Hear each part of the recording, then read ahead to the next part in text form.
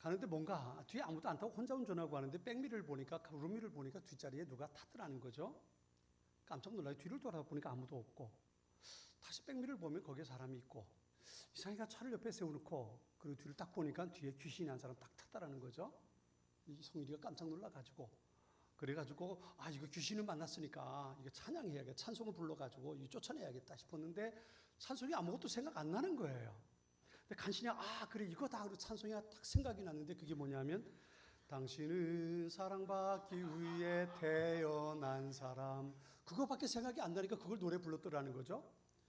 그래서 송일이가 그리고 당신은, 그리고 귀신을 향해서 찬양하고 있으니까 귀신이 감동을 했던지 그 찬양이 딱 끝나고 나니까 귀신을 딱 피는, 감사해요 깨닫지 못했었는데, 그러면서 귀신이 찬송하더란 얘기죠. 여러분, 농담입니다. 송일이가 뭘 봐도 찬송을 잊어버리겠습니까? 그죠? 여러분이 그 설날을 지내면서 가장 많이 하는 일이 뭘까요? 설날에 가장 많이 하는 일 뭘까요? 덕담하는 거죠. 덕담. 밥 먹는 거 이렇게 말하는 사람, 송일아 회개해야 된다. 덕담하는 거, 덕담하는 거, 그죠? 덕담하는 것. 자, 우리 옆에 사람 보고 축복하겠습니다. 귀신은 아니지만 옆에 사람 보고, 당신은 사랑받기 위해 태어난 사람입니다.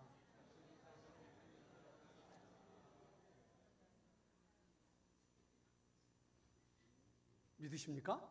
사랑받기 위해 태어난 사람. 아마 명절 동안 제일 많이 하는 일이 덕담하는 일 아닐까 싶어요. 새해 복 많이 받으세요. 건강하세요. 시집 가야지. 이건 덕담인지 모르겠어요. 이건 덕담인지 모르겠어요. 한 청년이, 우리 직장생활 청년이 그래요. 이번 설엔 집에 안 간대요. 이해가 돼요. 왜 안 가냐고 물어보지 않았어요? 33살이거든요. 가면 설날 지내는 내내 똑같은 얘기에 시달리는데, 오는 사람마다 언제 가냐? 사람 있냐? 그것만 주야장창 물어보다 그 대답하다가 그러다 온다 그래요. 이번 설엔 집에 안 간다 그러더라고요. 집에 안 가면 전화 안 오냐? 전화 오긴 오는데 전화 안 받으면 된다고. 안 받으면 된다고. 덕담도 가려서 해야 될 것 같습니다. 그죠? 오늘 본문에 보면 11절에 이렇게 말합니다. 아무 성이나 촌에 들어가든지 그 중에 합당한 자를 찾아내어 너희 떠나기까지 거기 머물라 그랬어요. 그러면서 12절에 가서 그 집에 들어가면서 뭐 하라고요? 평안하기를 빌라. 평안하기를 빌라. 평안하기를 빈다는 것, 이걸 다르게 말하면, 우리식으로 말하면 그게 덕담하는 거예요. 그리고 그것을 축복하는 거라고 말할 수 있습니다. 이 부분을 누가복음 10장에서는 평안할지어다 라고 인사하라 그랬어요. 평안할지어다. 이게 축복하는 겁니다. 축복하는 거. 여기서 말하는 평안이라는 말은 유대인들의 언어로 보면 샬롬이라는 말이죠. 샬롬. 샬롬의 뜻은 평화를 의미합니다. 예루살렘 그러면 샬렘의 도시, 평화의 도시라는 의미를 가지고 있습니다. 유대인들에게 평화를 빈다는 건 굉장히 의례적이기도 하지만 의미가 있는 그런 축복의 메시지이기도 합니다. 이 샬롬이라는 건 단순히 마음의 평안만을 말하는 게 아니에요. 우리가 잘 아는 요한 3서 4절에, 1장 4절에 있는 말씀 여러분이 잘 알죠? 한번 같이 해볼까요? 암송할 수 있는 분들은 딱 눈에 귀 뜨는 대로, 생각나는 대로 시작. 사랑하는 자여 내 영혼이 잘됨 같이 내가 범사에 잘되고 강건하기를 내가 원하노라. 여기 세 가지가 나와요. 첫째는 내 영혼이 잘됨 같이 내가 범사에 잘되고 강건하기를 원한다. 이게 뭐예요? 우리가 살아가는 모든 삶에 평안하기를 원한다. 이거예요. 그렇죠? 먹고 사는 문제뿐만 아니고 내 영적인 삶뿐만 아니고 내가 먹고 사는 것, 내 육신의 건강, 내가 하는 모든 일이 다 잘 되기를 바란다. 이게 요한 3서 1장 4절에 나오는 소중한 축복의 메시지예요. 이게 바로 샬롬입니다. 이게 샬롬이에요. 내 영혼이 잘 되고 내가 하는 일이 잘 되고 그리고 내가 건강하게 사는 것, 이것을 샬롬이라고 말하는 겁니다. 여기서 가장 중요한 게 뭘까요? 가장 중요한 건요, 샬롬, 축복과 축복에서 가장 중요한 게 뭐냐면 관계입니다. 관계. 샬롬이라는 것, 평화라는 것은 관계가 잘 맺어진 것을 샬롬, 평화라고 말합니다. 가정의 평화 그러면 어떤 상태일까요? 가정의 평화라는 이야기는 아버지는 아버지로, 어머니는 어머니로, 자녀는 자녀로 자기의 역할을 잘하고 관계를 맺어가는 것, 이게 가정의 평화예요. 이 가정의 평화죠. 그렇죠? 그리고 샬롬이라는 말은, 평화라는 말은 관계로부터 주어지는 겁니다. 가장 중요한 관계가 뭘까요? 그건 바로 하나님과의 관계예요. 내 영혼이 잘됨 같이, 이거 뭐예요? 하나님과 나와의 관계가 원만한 것 같이라는 말이에요. 내가 하나님을 아버지라 부르고 하나님께서 나를 자녀라 부르고, 내가 하나님하고 부르면 하나님께서 오 그래 왜 그러는데 라고 대답해 주시고, 하나님과 나와의 관계가 원만하게 이루어져 가는 것, 이게 내 영혼이 잘 되는 거예요. 그러니까 샬롬에서 가장 중요한 건 관계인데, 그 관계 가운데 가장 중요한 관계가 하나님과의 관계예요. 하나님과의 관계가 잘 되면 그 다음에 나와 너와의 관계, 나와 그것과의 관계가 잘 된단 말이에요. 샬롬은 관계가 잘 이루어지는 것이면서 그 관계 가운데 가장 중요한 관계가 하나님과의 관계예요. 하나님과의 관계.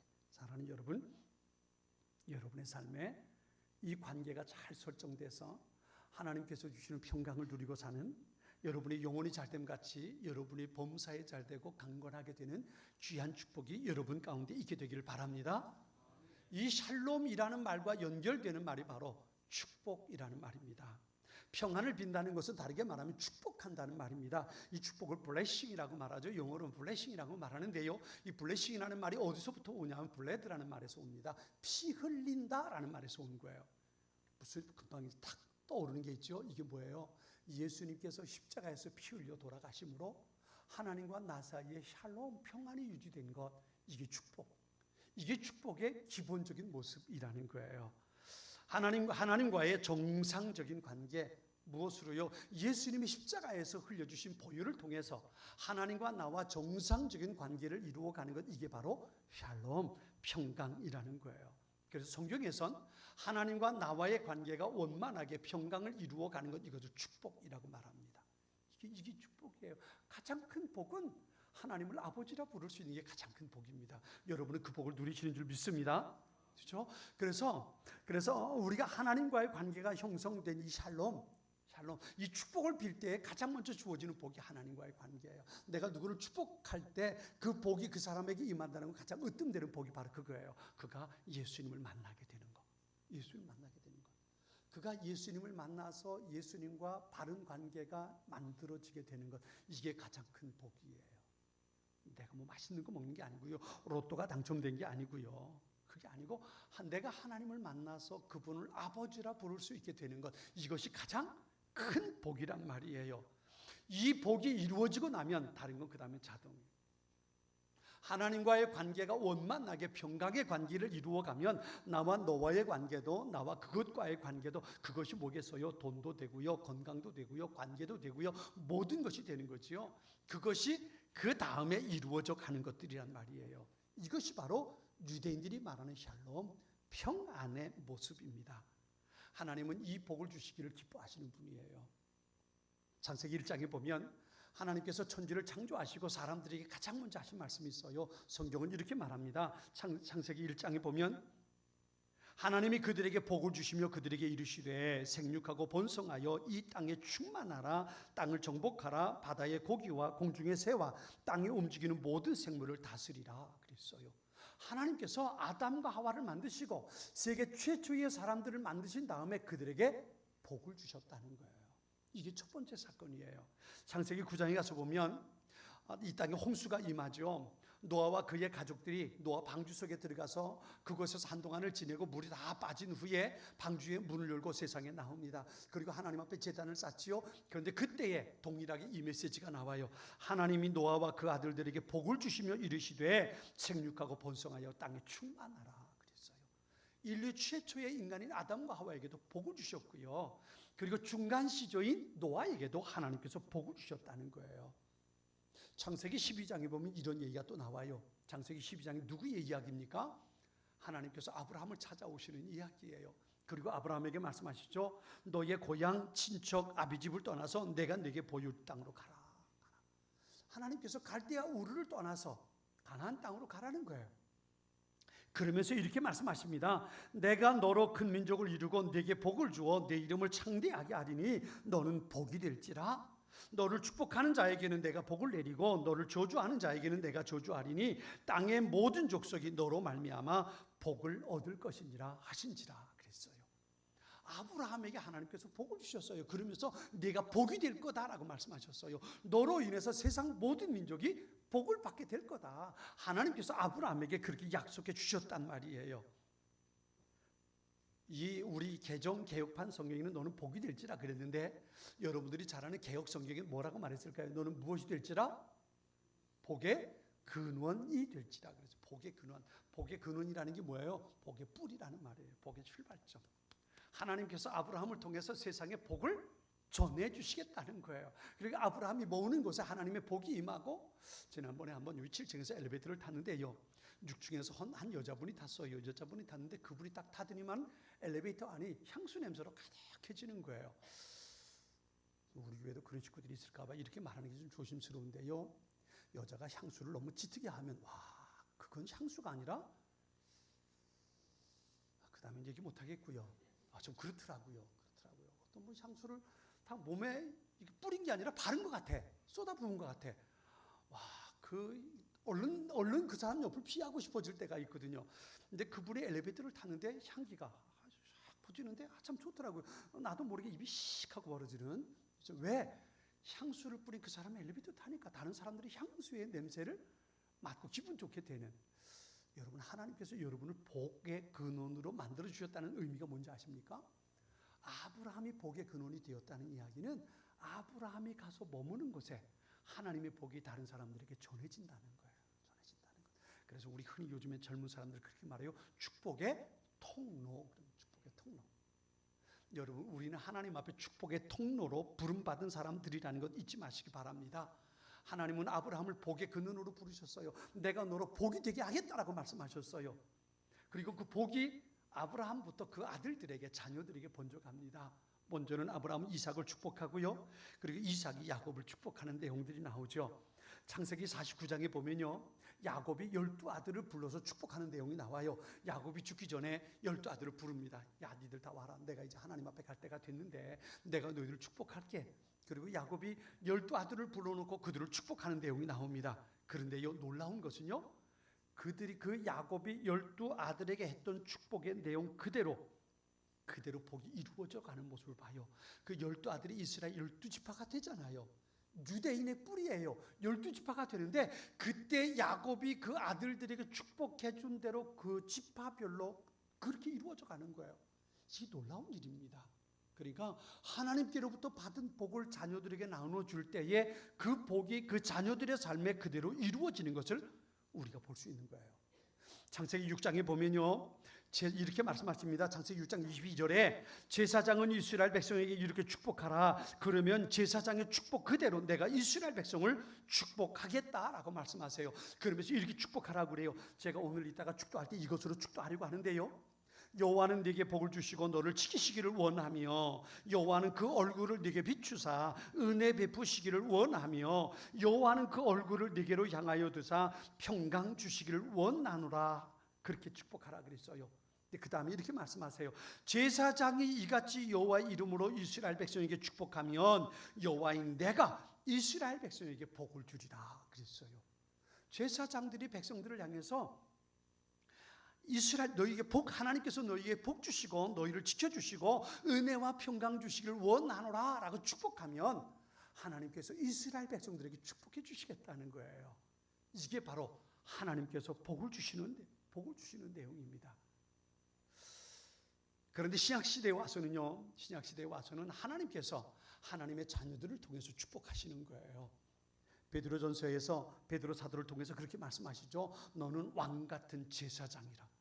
우리는 왕같은 제사장이라 그랬어요. 예수를 믿어서 하나님의 자녀가 된 우리는 왕같은 제사장들이라는 거예요. 하나님께서 제사장들에게 너희는 이스라엘 백성들에게 이렇게 축복해라. 하나님께서 너희에게 복 주시고 지켜주시고 은혜와 평강 주시기를 원하노라 라고 축복해라. 그러면 내가 백성들에게 축복할 거다라고 말씀하셨는데, 이 말씀처럼 우리가 왕같은 제사장이니까요, 우리 예수 믿는 우리가 그 권세를 가지고 또 다른 사람들을 축복하면 하나님께서 그들에게 축복해 주시겠다는 거예요.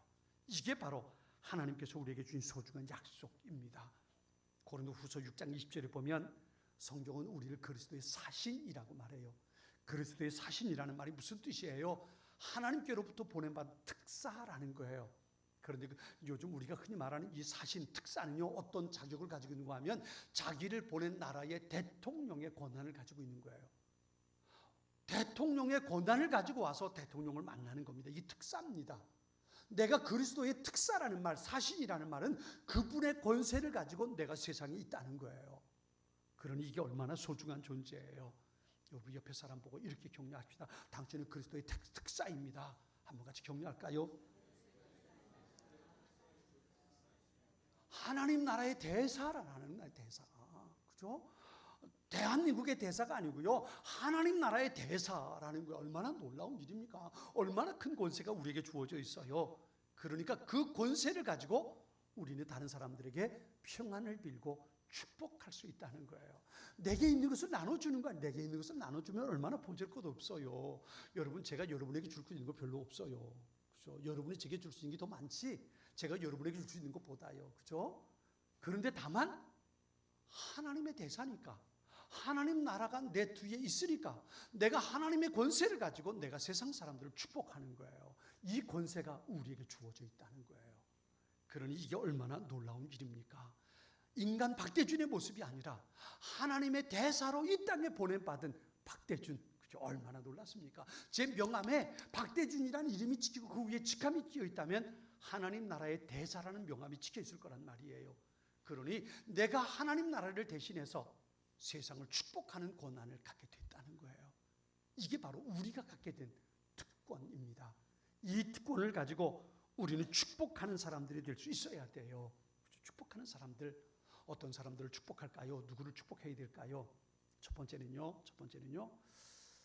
아침에 일어나서 제일 먼저 만나는 사람을 축복하세요. 제일 먼저 만나는 사람 누굴까요? 제일 먼저 얼굴 보는 사람이 누굴까요? 그 사람이 누구 얼굴 제일 먼저 봐요? 아이들이에요? 정말이에요? 저는 아침에 일어나서 제일 먼저 가는 게 화장실이거든요. 욕실에 가거든요. 거기서 제일 먼저 누구를 만날까요? 세면대 거울 앞에 있는 어떤 사람을 만난단 말이에요. 그 사람을 축복하세요. 이거 굉장히 중요한 겁니다. 나 자신을 축복하는 거. 내가 하나님의 대사로 이 세상에 보냄받았다는 그 사실을 다시 내게 향해서 축복하는 거예요. 너는 하나님의 대사야. 하나님께서 오늘도 너희 후원자가 되실 거야. 네가 어디로 가든지 하나님 너와 동행하실 거고, 네가 기도하는 것 하나님 응답해 주실 거고, 네가 하는 일 하나님께 잘 되게 해 주실 거야. 너는 복 있는 사람이야. 제일 먼저 화장실 가서 그 거울 앞에 있는 그 사람 보고 마음껏 축복해 주세요. 여러분 자신을 위해서. 왜 축복해야 되냐면요, 많은 사람들이 자신이 누구인지 잘 몰라요. 자신의 가치를 잘 몰라요. 세상 사람들이 자기를 평가하는 것으로 자기의 가치를 인정하려고 해요. 그거 아니에요. 이렇게 생각해 보세요. 내가 생각하는 나와 내가 생각하는 나의 형제들과 부모가 생각하는 나의 형제, 어느 것이 더 가치가 있을까요? 어떤 것이 더 가치가 있을까요?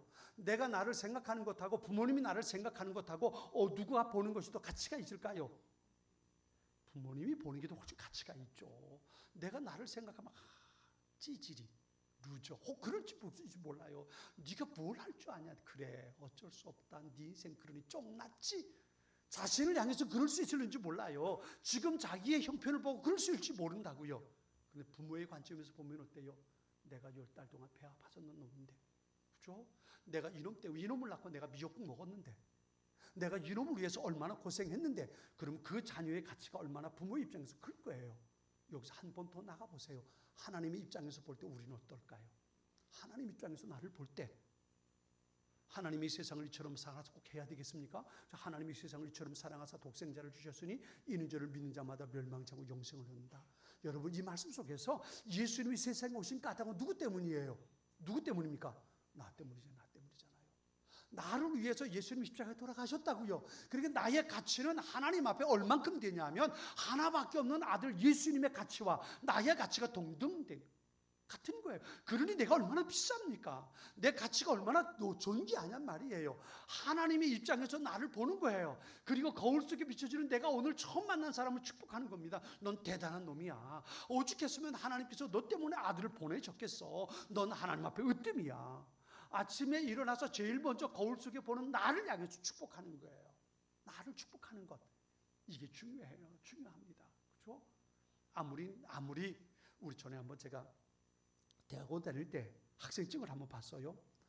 있길래 책겹 속에 있는 이걸 보니까 대학원 다닐 때 학생증이 있더라고요. 와, 얼마나 젊고 예쁘고 멋있게 생겼든지 말이죠. 그때 아마 제가 20대 후반, 30대 초반 아니었겠습니까? 주름도 하나 없고 머리에 흰머리도 하나도 없고, 와, 그때 사진 보니까 야, 참 괜찮다 싶더라고요. 근데 거울 앞에 비치는 제 얼굴은 이미 60 다 된 주름살도 있고 머리가 하얗게 변해버렸고 그런 모습이잖아요. 하나님께서 나를 보는 것과 지금 내가 나를 보는 것은 다르단 말이에요. 하나님의 입장에서 내가 어떤 사람인가를 깨닫고 축복하는 거예요.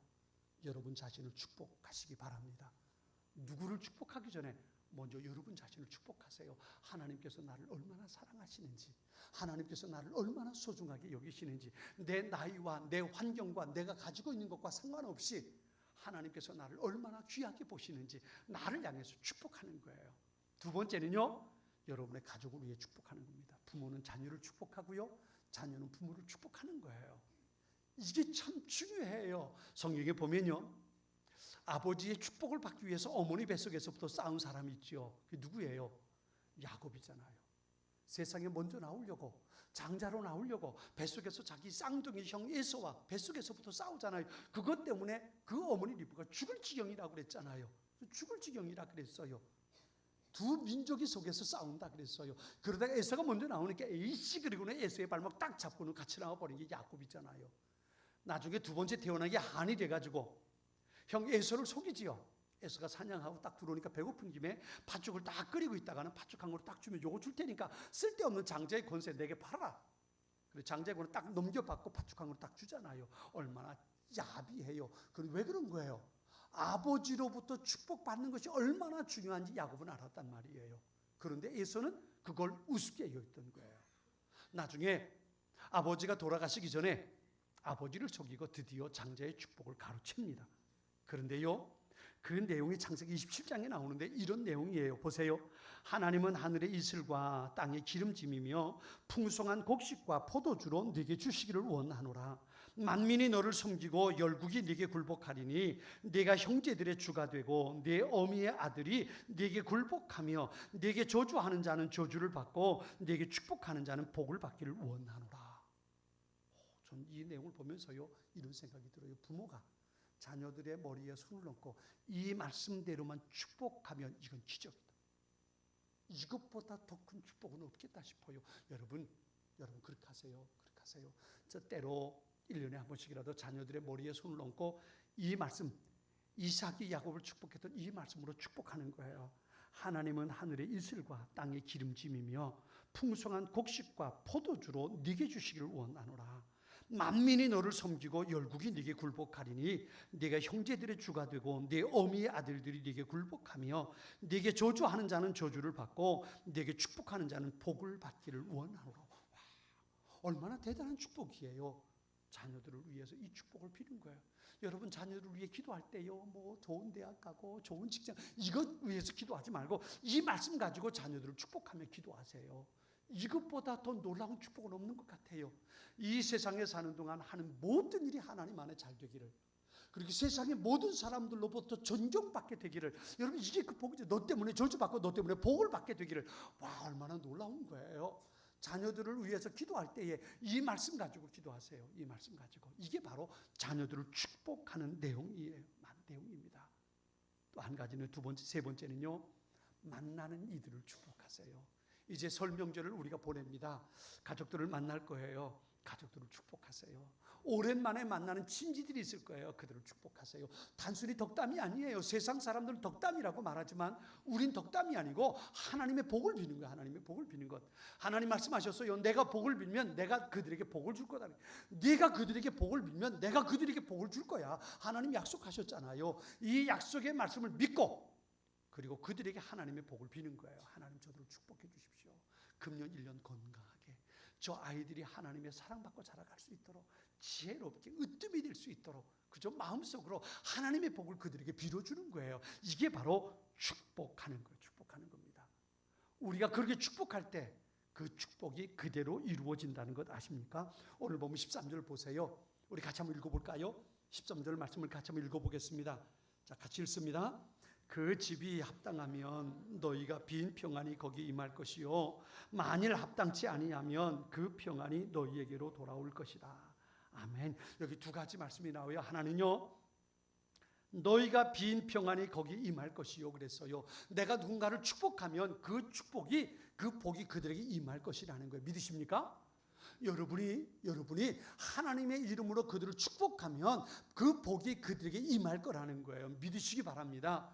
이 믿음을 가지고, 이 권세를 가지고, 이 담대함을 가지고 축복하는 거예요. 내가 복을 빌면 그대로 될 거야. 잘 들어. 그러면서 하나님께서 너희에게 건강 주시길 원한다라고 비세요. 그러면 그들이 건강해질 거예요. 하나님의 복이 그대로 임한다는 거예요. 이게 첫 번째입니다. 내가 그들에게 평안을 빌면 그 평안이 그들에게 임할 거라는 거예요. 두 번째는요, 만일 합당치 아니하면 그 평안이 너희에게로 돌아온다 그랬어요.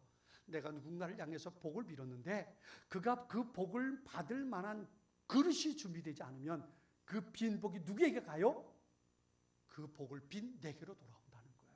그러니까요, 축복한다는 건 거저가 아니에요. 거저가 아니에요. 내가 누군가를 향해서 복을 빌었는데 그 사람이 복을 받을 만한 그릇이 되면 그가 그 복을 누릴 거예요. 그가 그 복을 누리면 그것으로 끝입니까? 그가 잘 되면 나도 잘 되는 거지요. 나도 행복한 거지요. 그죠? 행복한 거지요. 그가 잘 되는 거예요. 내가 복을 빌었더니 저가 저렇게 됐구나. 얼마나 좋은 일이에요. 그런데 만일 그가 그 복을 받을 만한 그릇이 준비되지 않으면 그 복이 내게로 돌아온다는 거예요. 우리 성경 한번 찾아볼게요. 시편 35편 13절 한번 찾아보겠습니다. 시편 35편 13절 한번 같이 찾아봐요.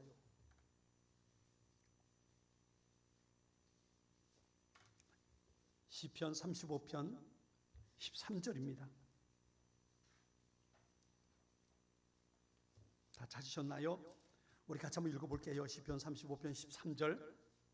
자, 같이 읽습니다. 나는 그들이 병들었을 때에 굵은 배 옷을 입으며 금식하여 내 영혼을 괴롭게 하였더니 내 기도가 내 품으로 돌아왔도다. 아멘. 여러분, 이 말씀이 무슨 말씀일까요? 다윗이요, 아픈 사람이 있어서 병든 사람을 위해서 간절히 금식하며 기도했다는 거예요. 어떻게요? 내가 병든 것처럼 굵은 베옷을 입고 하나님 앞에 회개하며 금식하며 그의 병이 낫기를 기도했다는 거예요. 하나님, 그의 병을 낫게 해주세요. 그래서 간절히 기도했다는 거예요. 그런데 그 기도가 내게로 내 품으로 돌아왔다 그랬어요. 그가 병이 나은 거예요? 안 나은 거예요? 나은 거예요? 안 나은 거예요? 이 말씀의 분위기를 보면 그가 병이 안 났어요. 병이 안 났어요. 그가 병 낫기를 위해서 간절히 기도했는데 그가 병이 안 났어요. 그런데 놀라운 것은요, 그 기도가 누구에게로? 내 품으로 돌아왔다. 내 품으로. 이 말은 무슨 말이에요? 내가 그가 낫기를 위해서 간절히 하나님의 은혜를 구했는데 그는 병이 안 낫고 내가 기도한 그 은혜가 내게 돌아왔다는 거예요. 내게 돌아왔다는 겁니다. 그러니까요, 복을 빈다는 건 거저가 없어요. 거저가 없어요. 누군가를 위해서 축복할 때 그 복을 받을 만한 그릇이 준비되면 그가 복을 받을 거고, 그가 준비 안 되면 내가 빈 복이 내게로 돌아온다는 거예요. 이게 바로 성경에서 말씀하는 축복의 내용입니다. 그가 복을 받으면 감사한 일이고, 복을 받지 못하면 그 복을 내가 누리니까요. 앤서더 벨로이라는 사람이 글을 썼는데 그 글 가운데 이런 내용이 나와요. 식품 가게를 하는 어떤 사람이 자기 스승을 찾아가서 하소연을 합니다. 선생님, 내가 우리 동네가 자그마한데 우리 동네에서 내가 식료품 가게를 하는데 내 가게 맞으면 큰 길인데 가게 맞은편에 연쇄점이 하나 생겼다는 거예요. 그런데 그 연쇄점이 생기면서 사람들이 다 그리로 몰려가니까, 왜냐하면 자기네보다 그 연쇄점이 더 크니까 자기네 집 단골이었던 사람들도 다 그 가게로 간다는 거예요. 속이 상해가지고 이러다가 내 인생 끝나고 우리 가게 망할 것 같습니다. 어떻게 하면 좋겠습니까? 라고 선생님에게 물었던 겁니다. 그랬더니 선생님이 충고를 하는 거예요. 그 연쇄점 주인을 두려워하지 마라. 두려워하면 네가 그 사람 미워하게 되고 그러면 먼저 네가 망하고 네가 무너질 거야. 그러지 마라. 그러면 어떻게 해야 됩니까? 그러면 이렇게 해라. 아침에 출근해서 식료품 가게 문을 열면서 네 가게 문을 열면서 네 가게를 축복해. 오늘도 이 가게 들어오는 사람들에게 하나님 은혜 베풀어 주시고, 이 가게 들어오는 사람들이 이곳에서 좋은 것들 자기가 원하는 것 만나게 해주시고, 이곳에 왔다 가는 사람들이 복받게 하시고, 이 가게를 축복해. 그리고 문 열고 들어가서 문을 닫으면서 건너편에 있는 보이는 가게를 향해서 축복해라. 그 가게 주인을 위해서 축복하고 그 가게가 잘 되기를 위해 축복하고, 문 닫아놓고 건너편에 보이는 그 연쇄점을 향해서 축복하라는 그 얘기를 하는 거예요. 이 사람이, 아니 선생님, 그 가게 잘 되면 우리 가게 망합니다. 우리 동네는 두 개가 있을 필요 없습니다. 망합니다. 그래도 축복해. 그렇게. 어쩔 수 없이 선생님이 얘기하니까 예 알겠습니다. 그리고 왔더라는 거예요. 그리고 그 다음날부터 아침에 출근해서 가게 문을 열면서 자기 가게를 위해 축복합니다. 하나님 이 가게를 축복합니다. 이 가게에 들어오는 사람들마다 이 가게에 있는 모든 음식들이, 이 가게에 있는 모든 품목들이, 그러면서 자기 가게를 축복하고요. 문 딱 열고 문을 닫고 들어가면서 건너편에 있는 연수점을 향해 축복합니다. 마음은 온전치 못했겠어. 속이 좀 기쁘지 못했겠지만 선생님 말씀하셔서 이렇게 축복하는 거예요. 저 가게 주인이 건강하게 해주시고 오늘도 저 가게가 잘 되게 해주시고, 그럼 축복하는 거예요. 6개월 후에 이 사람이 다시 선생님을 찾아왔습니다. 선생님을 찾아와서 하는 말이, 선생님 제가 걱정하고 근심만 했더라면 아마 우리 가게 문을 닫았을 겁니다. 그런데 선생님 말씀대로 내 가게 축복하고 건너편은 가게 축복했더니요, 이런 일이 일어났습니다. 그 연세점이요, 연세점 주인이 급하게 다른 곳에 갈 일이 생겨서 그 연세점을 저희 가게에 넘겨주고 떠났습니다. 그래서 제가 두 가게를 다 운영하게 됐습니다. 그리고 얘기하더라는 거예요. 여러분, 설 명절을 우리가 이제 시작합니다. 만나는 이들마다 축복하는 하나님의 사람들이 되시길 바랍니다. 여러분이 다른 사람을 축복하는, 그렇게 부름받은 사람들, 우리는 하나님의 축복을 다른 사람들에게 전해주도록 부름받은 사람들입니다. 여러분 자신을 축복하고요, 자녀들을 축복하고요, 여러분이 설 명절에 만나는 사람들마다 하나님께서 주신 그 마음 가지고 기쁨으로 축복할 수 있는, 그래서 여러분 때문에 여러분이 만나는 사람들이, 이 설에 여러분을 만나는 사람들이 하나님의 복을 받아 누리는 귀한 일들이 있게 될 수 있길 바랍니다. 다른 사람을 축복하는 권세를 갖도록 부름받은 사람들이 바로 여러분들입니다. 주님의 마음으로 여러분이 누군가를 축복하면 하나님께서 그들에게 복을 주실 것입니다. 성명절, 설명절 우리 함께 보내면서 만나는 모든 이들 기쁨으로 축복하는 그런 시간들이 있길 바라고요. 그래서 여러분의 축복을 통해서 그들이 하나님을 만나게 되고 하늘의 평강을 누리는 귀한 일들이 이번 설에 여러분 가운데 일어날 수 있게 되길 바랍니다. 같이 기도하겠습니다. 하나님, 설 명절을 우리가 시작하려 합니다. 축복하는 사람들로 보냄 받았으니 저희가